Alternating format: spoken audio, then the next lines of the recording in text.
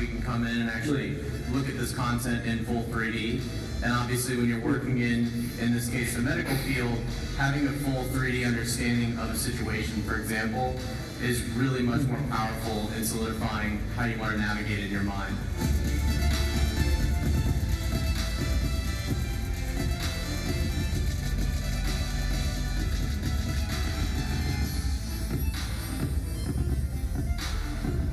The pace of change is remarkable. Technology is really shaping and changing the way we provide healthcare very quickly. So there's a great video, an example of how we're going to be collaborating remotely. And we've seen, of course, and in the last couple of years with the pandemic, that of course, people are using Zoom platforms, online platforms, and I guess this is where these kind of technologies add a real value. What are your thoughts about the value of a metaversity? Yeah, as you can see, the small intimate lecture hall is catered towards giving students direct access to their professors in a space that's comfortable, intimate. And we kind of want students to have that interaction where they can look at lectures from any part of the room, ask questions, and have meaningful discussions. As you can see, I'm an avatar in front of you. It's any day better than Zoom lectures. And you're an avatar in front of me, and we can really look into each other's eyes and have a conversation, which I think is a game changer. Another thing, of course, is having 3D objects in that virtual space. We can all interact with images, for example, PDF files, and also be able to annotate those diagrams to point to things, and having a global classroom in a virtual world, I guess. Exactly, and as you probably saw with Michael, they already have these 3D models in pathology labs that can easily be translated into the metaversity to teach students anatomy with 3D models. You're absolutely right. Great. What's next for us? So next up, we'll go into the main lecture hall, which is our larger lecture hall catered towards universities that want to run courses. So let's go over there. Great.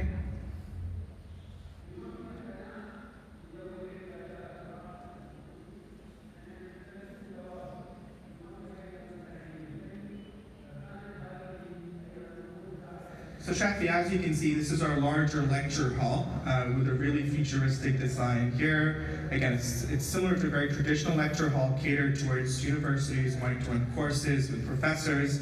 And it's just a great space where students can really feel like they're in the classroom, which is what we're really trying to simulate here at Metaversity. Great, let's have a look around. Look at the big space here.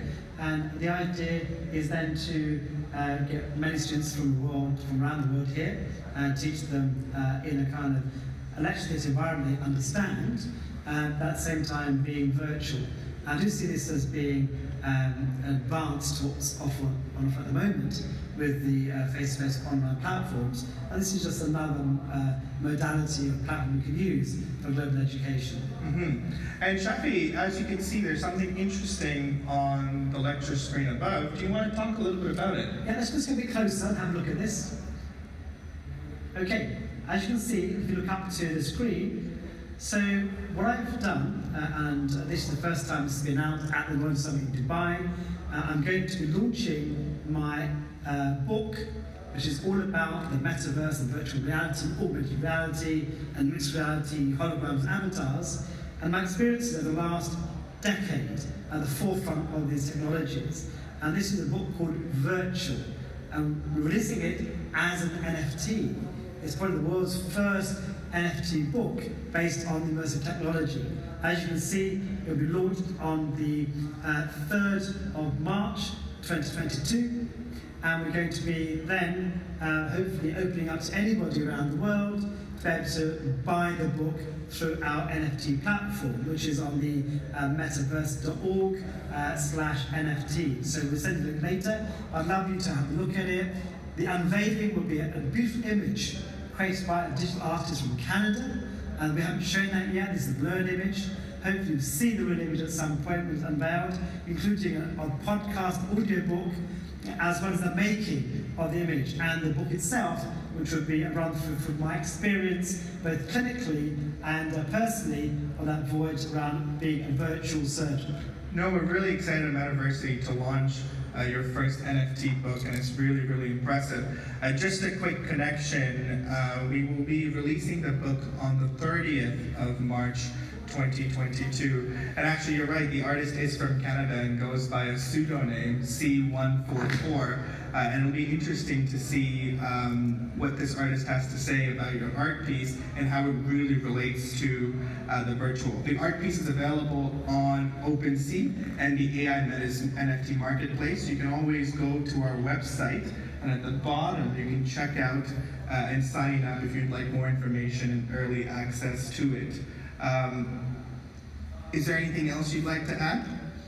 Yes, of course. And we can also buy from inside the metaverse. Right? You buy a book from our marketplace in the metaverse. That is the first time we're going to be doing these kind of transactions. Maybe this is going to be a look into the future. We're buying goods, buying health services, buying access to medical professionals, for example. The world is going to change by having your digital world merged with the physical, and actually having physical goods actually place in the digital world. It's going to be an amazing experience.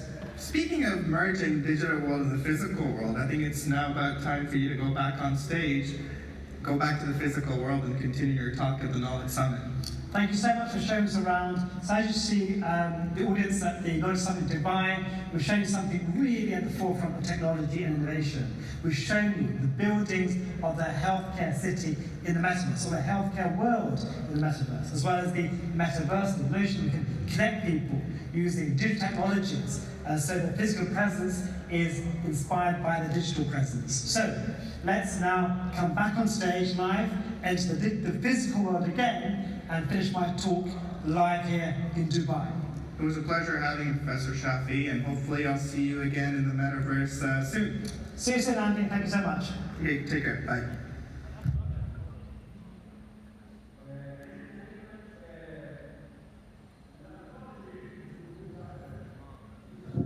So we're back from that digital interface back to the physical world. The seamless approach to thinking about how we connect people around the world by using simple connectivity and a simple head device.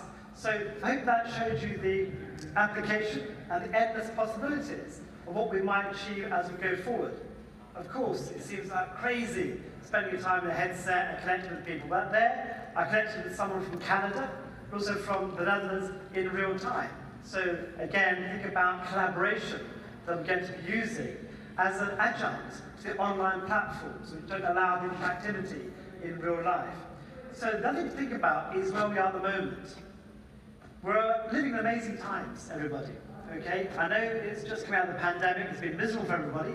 At the same time, the opportunities of these technologies that are coalescing and converging to create a society of tomorrow, whether it's AR and VR, immersive tech, whether it's cloud computing, mobile computing, 5G networks, nanobiotechnology, AI and deep machine learning. We could go endlessly on. These weren't literally available a decade ago. Now we're talking about them and how we're going to use them together to recreate society. So this is really important to understand about the convergence of this. What's Web 3.0? Let's go through that very slowly. Web 1.0 was when Sir Tim Berners-Lee brought out the World Wide Web. It was about looking on the internet, looking at text, some images, maybe some early e-commerce. Web 2.0 is what we're living today. Social media, commerce, connecting people through various platforms, sharing knowledge. Web 3.0 is a complete disruptor, and it will be, of course, decentralized. So what does that mean as we go on? These are terminologies that will become commonplace in due course. It's decentralized. The moment it's connected, it's controlled by large corporations, the entire internet. We will now control it ourselves. It will be based on trust. The blockchain, to ensure that we're compliant, we can trust the data becomes secure. And it's really important, of course, in healthcare. We've got patient data involved. It may be the way to finally monetize or use patient data is on the blockchain through NFTs. NFTs is another part of this program, non-fungible tokens. We also talk about the semantic web, use of avatars and holograms that we've seen at the moment. And of course, we have to connect it around the world.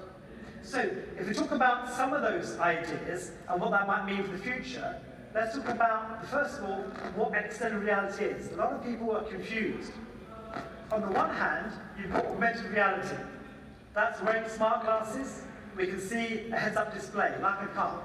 That's AR. VR is like a headset there, completely immersed in the virtual world.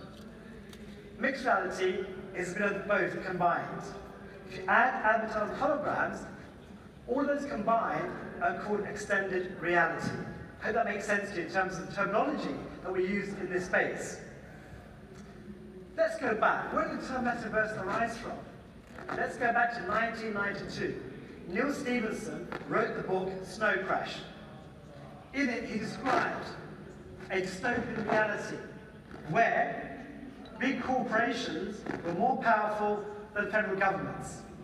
This was 1992, before the birth of the internet. He also described how people are uninspired by their surroundings. So he talks about going to a metaverse, creating an avatar, getting away from reality, escaping from reality, from that dystopian reality into a new reality, to escape the problems we have currently. So Snow Crash first depicted the concept of the metaverse. And now, of course, recently, I'm sure you've all enjoyed these wonderful films, Ready Player One or Free Guy, talk about that interface of gaming as well as interacting with your non-self or indeed your avatar hologram. If you haven't seen them, you should go and watch them. It'll open up your minds and challenge you about what's real and what's not real and how that combines together to form this sense of purpose now in this space of extended reality. I spend a lot of my time talking about connectivity, connecting minds across the world. And an attempt a while ago, it was about connecting 1 billion minds, expanding horizons, sharing knowledge on a global level. 5G, of course, for me, I call it the covalent bond to hold everything together. The Internet of Things, the Internet of Medical Things, XR, all the stuff that we need to make work that require higher bandwidth in terms of the amount of memory required. 5G enables some of these ideas now to become more purposeful and to be used currently. I work as the ambassador for Vodafone across the UK and Europe around 5G and connected health. We've built drones that delivered COVID supplies across Scotland. We've built XR technology to do remote surgery across continents based on 5G technology. So think about connectivity and how that might be used in the future. These are the kind of things we're thinking of in healthcare. Flex ambulances, robotics, controlling things remotely, remote surgery, telementoring, teleproctoring.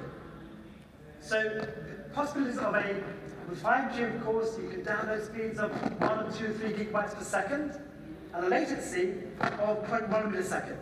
Imperceptible to human mind. It's almost in real time. So that's why it's so powerful. The reason why we're thinking about some of these ideas on a global level. As a clinician, as a surgeon, what could that look like for me?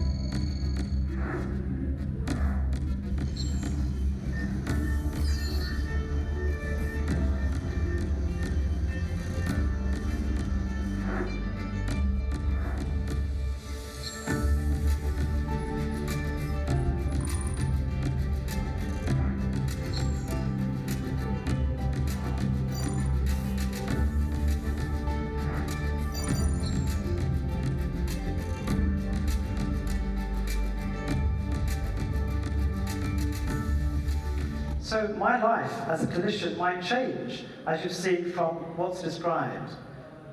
The next thing is about creating ourselves, redesigning, perhaps creating digital humans of ourselves.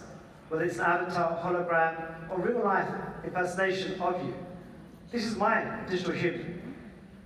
Created by a process called photogrammetry, all of us soon we're creating our digital selves to implant insert into the metaverse, offer remote work. So you can speak like us, talk like us, based on AI and deep machine learning, so you can converse.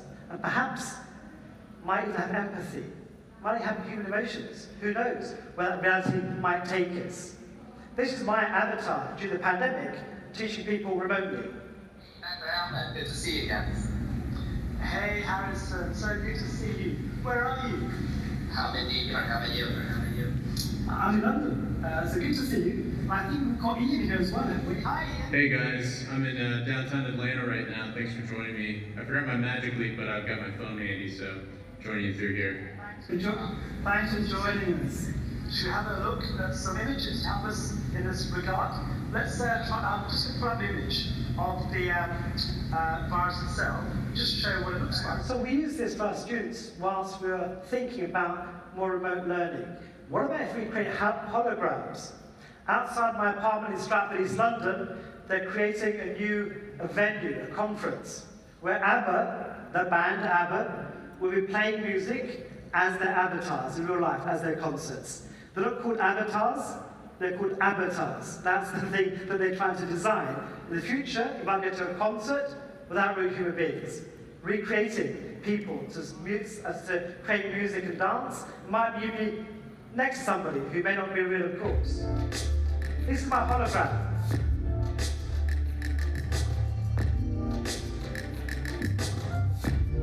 Shafi, have a look at this. Yeah, let me have a look over your shoulder. Oh yeah, I see what's going on there. I think I'll give some advice, Carl. Imagine a surgeon. You're in a remote part of the world, you need some help. Perhaps you could now, from Dubai, appear behind them or support them. Perhaps even do real-time telemetry or proctoring. We talked about connectivity. What about the data perspective? We know that people are worried and concerned about patient data, student data.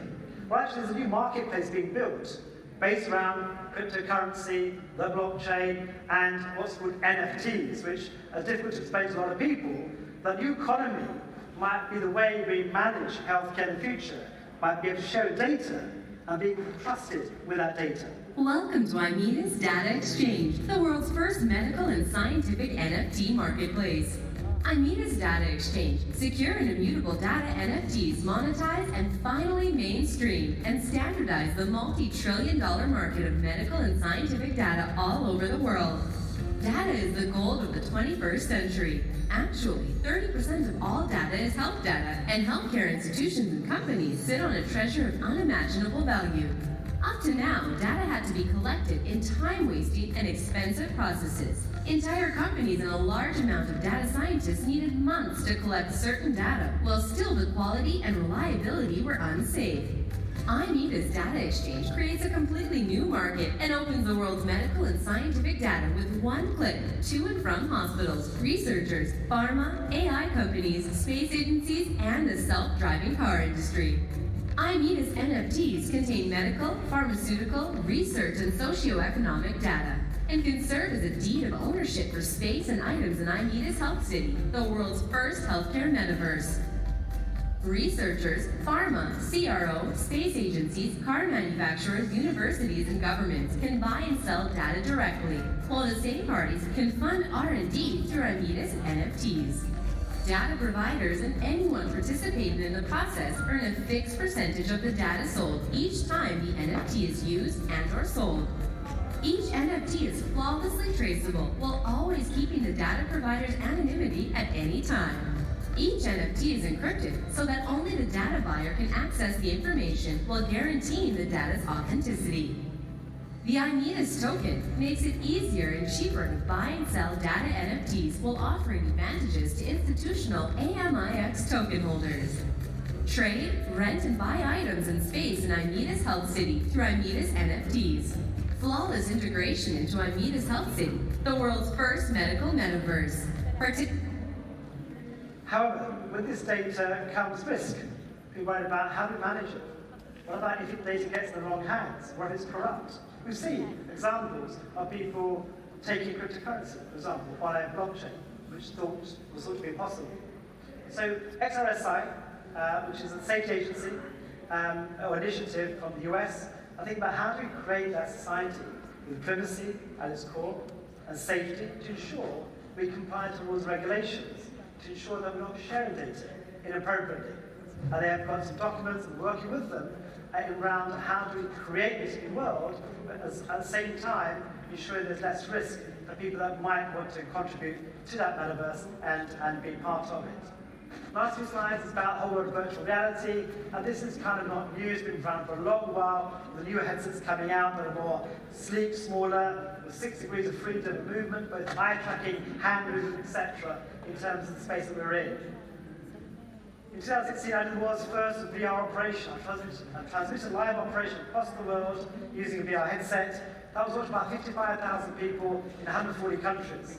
Actually being in my operating theatre at the same time using just a Google Cardboard and a smartphone and an app. So democratizing education on a global level, but using technology that's exponential, but makes kind of sense to scale very quickly.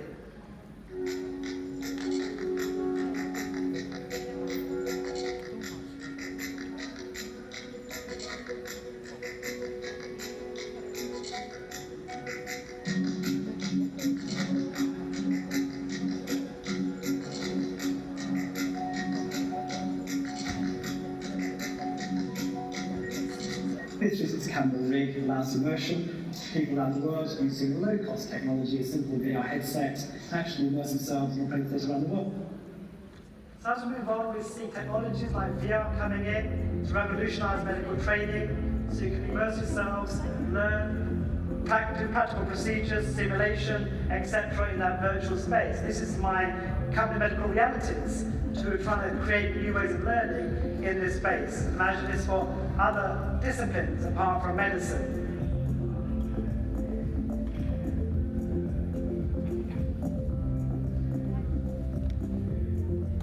It's really pushing the boundaries of what education is there for and how we can use this new hybrid model of learning platforms. We went around the world in various countries recording operations from Sierra Leone to Rwanda to the US to Italy to India to Bangladesh to record operations from different experts so everyone could understand the equality across the globe. Patient education. Patients will enjoy experiences to resemble clinical work and practice. What about exams? Could we do exams in the virtual reality? Maybe we take away examiners and entirely and actually do exams completely with AI technology in that virtual space. Then we talk about remote collaboration. We're now working on platforms that allow you to collaborate remotely, as we've just seen, looking at anatomy, physiology, clinical sciences. So you can now join and connect people in that virtual world. And that's the level of interaction we get. But it does have a scientific basis. This is work done by PwC, by my colleagues, who showed the advantages of VR training. It's more efficient, much faster, better quality, higher retention facts. So actually, some of this learning, particularly language learning, teaching a language in VR, people do much better because you're interacting with the other person. Look at mixed reality very quickly. We're looking at these kind of technologies now, where, for example, in the operating theatre, in real time, we can navigate through an operation using MRI, CT scan, overlaying information.